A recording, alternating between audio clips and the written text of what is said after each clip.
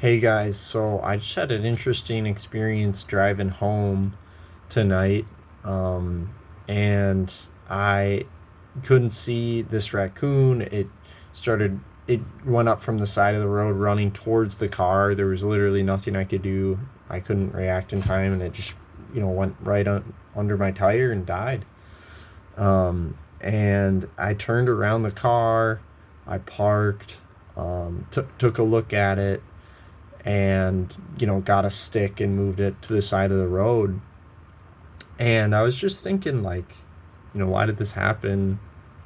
Like, it's sad. Like, death is such a sad thing. It's a horrible thing. The Bible says it's the last enemy. And I know, human souls are much more valuable than, per se, like plant life or animal life. But obviously it's really sad to see this animal die. um, and so, yeah, I think there were two big takeaways, and the first was just that, like, yeah, realistically, like, any one of us could die at any moment. You know, there could be some drunk driver that came the other way and uh, mauled over me. With their car, could have gone head to head, and I could have died. Not that we live in fear, but just that we realize that we could die, and we need to be ready. We need to be at peace with God, so that when we come and meet Him and He judges us, we go to heaven instead of hell. But the other thing that I realized was the word says that He, being Jesus, was afflicted, or sorry, He was oppressed and He was afflicted, yet He opened not His mouth.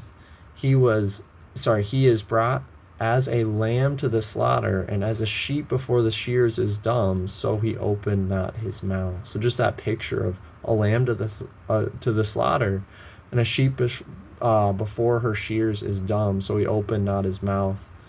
And then in the Gospel of Luke, it says, saying, Father, this is Jesus praying, if thou be willing, remove this cup from me. So he didn't necessarily want to have to suffer the death that he would, and all the suffering he would endure leading up to the cross. But nevertheless, not my will, but thine be done. So he was willing to do it. For the joy set before him, he endured the cross, despising the shame. Um, and so I just realized, like, wow, this raccoon was not running away. This raccoon was actually running towards me. And I'm not saying that raccoon was trying to die or anything like that. But it's a picture of Christ willingly going to the slaughter, willingly going to the cross.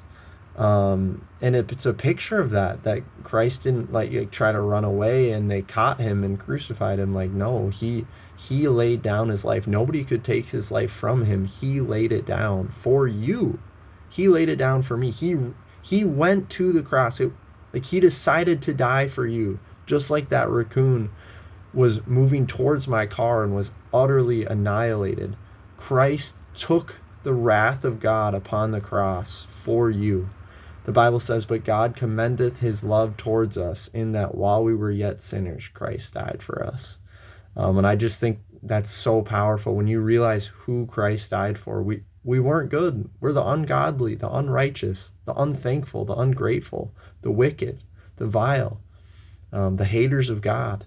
That's who He died for, that He could save and redeem us. And not just that, form Christ in us, that we would be like Him. And when we're in heaven, we'll have no sin nature, and everyone will be like Him, and it's going to be glorious. So God bless.